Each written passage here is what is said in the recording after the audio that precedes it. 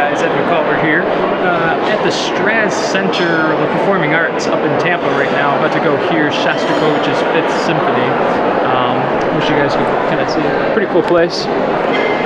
Several levels here. I might walk around and explore, but thought that I would give you guys just a little bit of explanation while I'm here. Got about 15 minutes until this orchestra starts performing.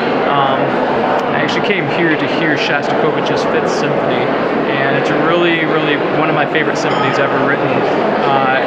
Dmitri Shostakovich was kind of considered the Soviet-era composer who was writing during Stalin's time.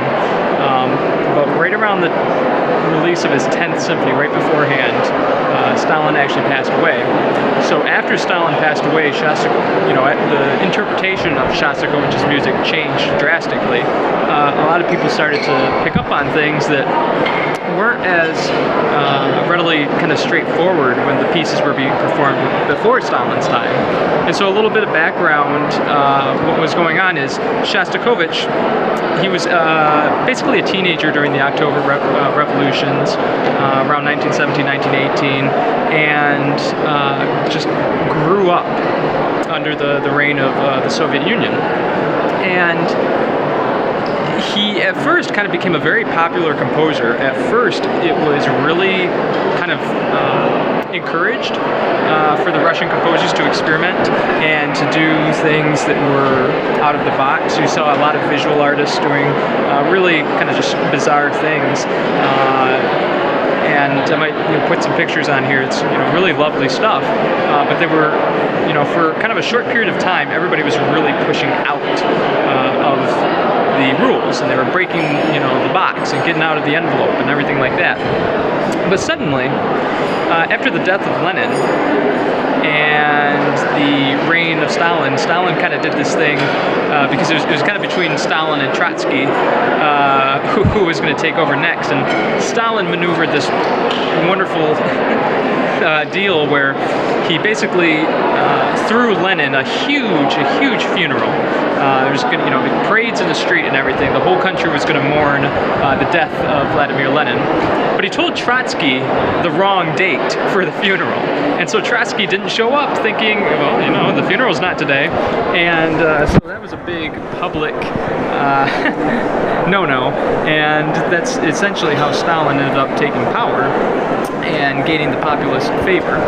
So Shostakovich is writing right around this time his 1st symphony, his 2nd symphony, and his 3rd symphonies are all performed, and he's doing a lot of bold experimentation. The 1st symphony, if I remember correctly, was just kind of a a collegiate thesis, kind of like, instead of writing a thesis for his first college degree, he wrote a symphony, and it's one of his opuses. It's a phenomenal symphony, very playful, very witty. But afterwards, he wrote a 2nd symphony that he did some crazy things, like he took these tunes that were used by the workers at the time, and everybody's, like the zeitgeist, the atmosphere of Russia at the time. It was all about the worker. So he uses these working tunes that men would have been singing in the factories. And he kind of does the same thing in the 3rd symphony too. It's really wonderful. But the 4th symphony is where things really start to take a drastic turn. Remember how I was telling you all the artists were experimenting? Well, in the 4th symphony, Shostakovich breaks all sorts of rules. He actually starts making some relatively atonal music. And as the officials were catching wind of what was happening in the 4th symphony, there was a rehearsal that Shostakovich was at, and suddenly a bunch of KGB essentially showed up and told everybody that the rehearsal needed to halt. They took Shostakovich into a back room and essentially told him, you cannot perform this symphony, you cannot publish this symphony. And Shostakovich came walking back out of the room, wouldn't look up at anybody, and just kind of left. And that symphony actually was not performed until Stalin died, so decades later. So that was Shostakovich's 4th symphony.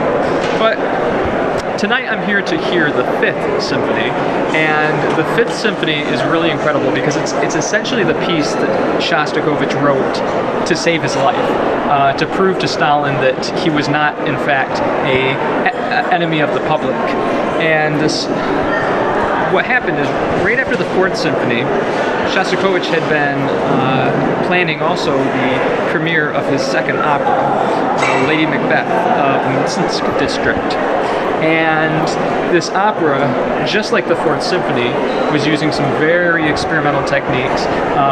Shostakovich was really pushing the envelope. And to make things worse, well, actually I should back up. When the opera was premiered, it was a hit.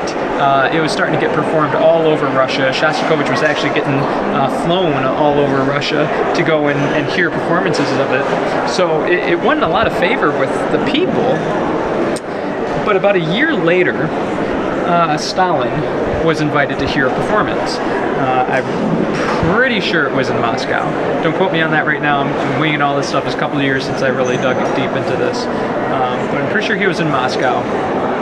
And the conductor really wanted to impress Stalin with this opera by this young and up-and-coming composer named Shostakovich. So the conductor actually, quadrupled the brass section and added a whole bunch of other instruments that Shostakovich never wrote in there. And then to make things worse, Stalin got seated up in a booth right above the brass section. So Shostakovich is already using some of these crazy chords. I think we're about to start. Alright guys, I'm back. Just wrapped up the first half of the concert.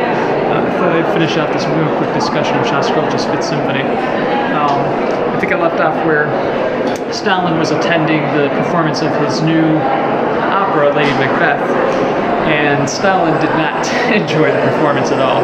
He thought that the plot was very vulgar. He thought the music was horribly dissonant, obviously way too loud since he got seated above the brass section that had been quadrupled.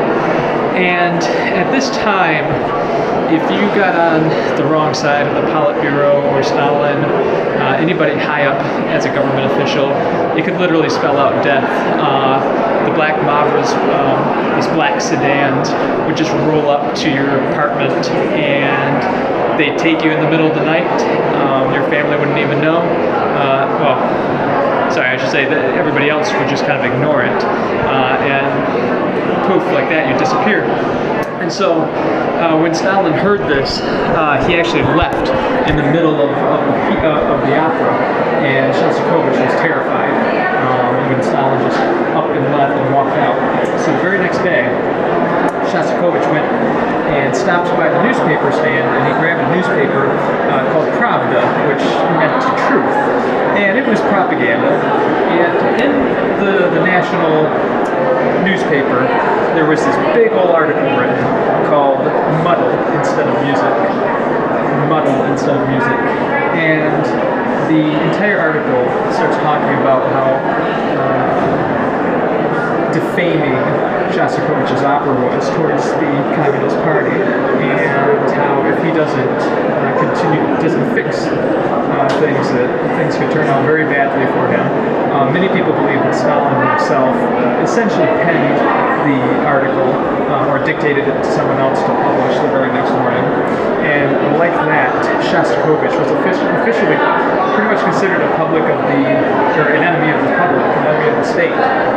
And people would literally just cross the street, get on the other side of the street when they were walking down. They would ignore him. He was kind of starting to be ostracized. He started sleeping out on the stairs, on the steps of his apartment, and he would pack a suitcase, and he was just waiting for the black sedans and the KGB to roll up and take him. There's a lot of other crazy things that happened, but as time went on, sure enough, nothing officially happened to him, but he felt like this was always looming, and there was a sort of urgency to write a piece of music to redeem himself. And so that's what he did, is he wrote this symphony. It's going to be performed tonight, the Fifth Symphony in D minor. And it's really one of my favorite symphonies ever. It's tragic, it's heartbreaking, it's extremely powerful. I really wish you could just be here to sit and hear it live like I'm about to. There's a ton of interesting things that happen in it. But one thing we have to remember is ever since Beethoven in the 1800s, the symphony started to become associated with kind of the story of a hero, having to find triumph over something, whether it's himself or something outside of himself. There's this grand sort of epic narrative that gets associated with symphonies after Beethoven. So Shostakovich is going to be writing in that style, and we know off the bat when he starts it in D minor, this thing's tragic. And I'll do probably a whole series of videos just on the symphony itself later. But what I guess you need to know right now is there's a lot of references to kind of the communist machine, almost like the communist. There's a third movement where reports say that when people first heard it, they started weeping openly in the concert hall. The third movement was just so slow and moving and had such a touching, beautiful melody. I'm going to have to get going. That people were weeping. And I think at the end here, I'll fill you in on how the symphony ends.